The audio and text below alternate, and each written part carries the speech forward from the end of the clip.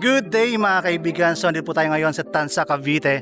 Alam niyo mayroon kaming project na nakita dito. Malapit lamang ito sa highway. At of course, ito ang isa sa mga pinagmamalaki natin. As in tapat na tapat niya lamang yung Punta National High School. So basically, kung halimbawa dito kayo mag-stay sa property na to, ayan, sobrang lapit lamang po ng ating pong property. Okay, so ito ho ang ating mga model units. Ito po yung end unit po natin.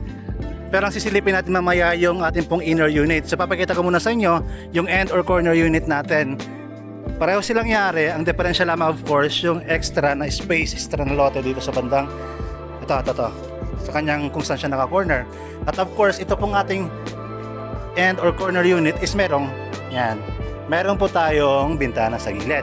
Ang ating pong in-offer po dito is 51 yung lot at saka 60 naman po yung floor area po natin dito. Okay, so ayun nga ho.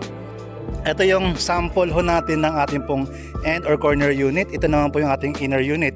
So kung makapansin ho natin dito sa may harapan, kasya na po yung isang kotse po dyan. Kahit nga po yung van is I think kakasya na po siya. Especially kung makukuha nyo is yung corner or end unit is pwede kayong ma-extend ng konti yung parking sa bandang extra na lote.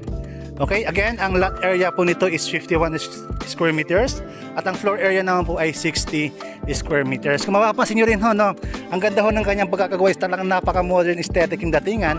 Mapapansin nyo po ito yung touch ng parang wooden style na yan yung patayo na yan, yung panel na yan na nilagay nila. Saka sliding po yung makikita natin sa harapan, sliding glass po natin yan. Okay, so ito po ay 3 bedrooms sa taas. At meron po itong dalawang toilet and bath. Meron pong isa sa taas, meron pong isa sa baba. Okay? So by the way, ito pong property na to kung ano nakikita nyo, somehow ganun na po yung magiging ayos po ng ating house and lot. Tara, silipin natin sa loob. Okay? So isa sa maganda po natin makikita dito kasi maging yung pinaka-ceiling dito sa ating pinaka-car garage, ayan ho, meron na huyang design. Ayan ho. Okay, so hindi siya yung mga typical na semento lamang. Okay, so ano na rin, naka-set na rin po yung ating mga gripo at ating mga saksakan dito. Okay, gawa po ito sa sliding window ng ating po property. Ayan. And of course, eto, isa sa mga pinagmamalaki din po natin. Ito pong ating pinto. Bago natin i-check yung ibang area, check muna natin yung pinto. Okay, eto, security wise, ayan, ilan yung mga locks niyan? Sa 2, 3. Tapos, meron pa rin dito peephole. Ayan. Na merong alarm. Na merong parang pinaka-doorbell. Okay?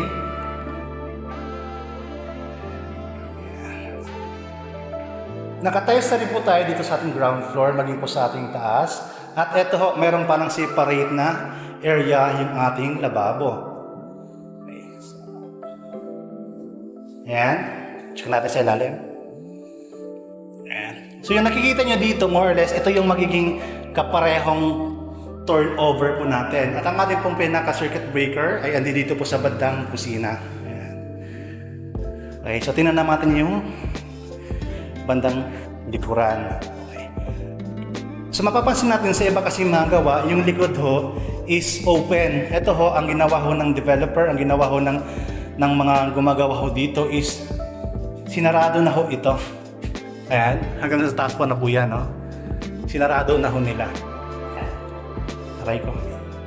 Ayan, so ang ating pong CR is nakatayos na rin. Sana makita nyo kasi medyo madilim.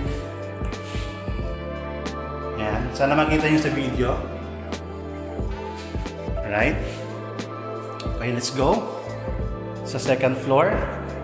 Teka lang, ando yung kasamahan ko pa sa taas. Okay.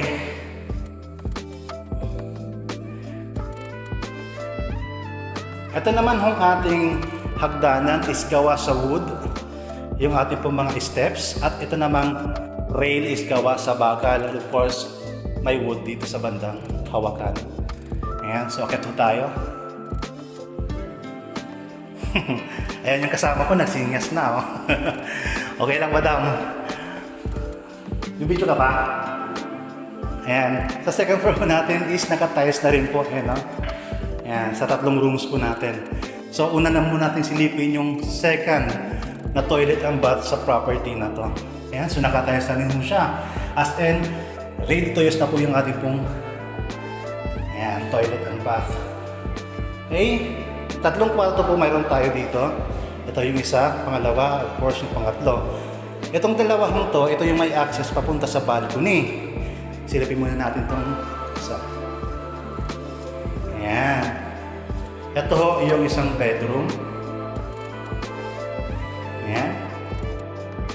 Naka-tiles na rin ho. I think 30 by 30 or 40 by 40 yung tiles na ginamit dito.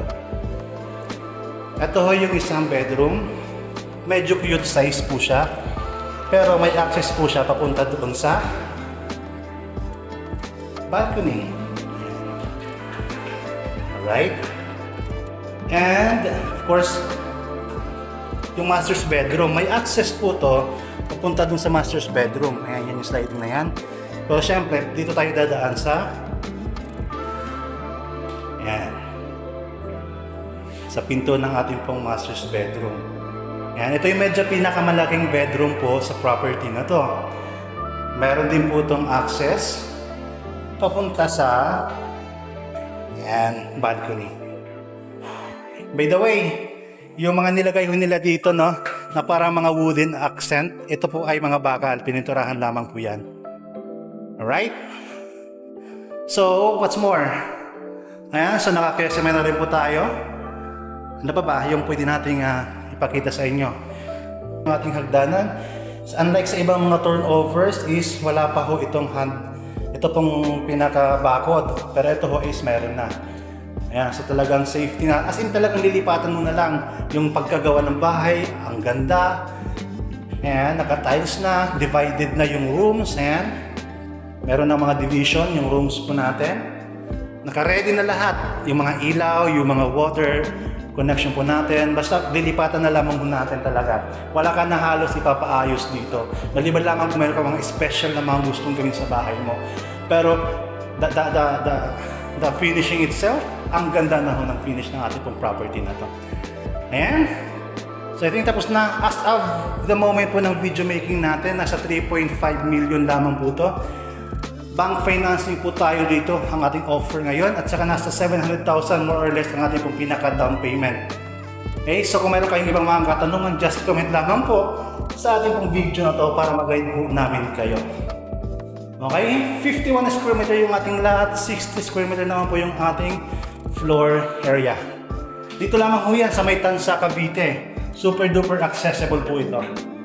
Okay, thank you so much guys and yan, message lamang po. Okay.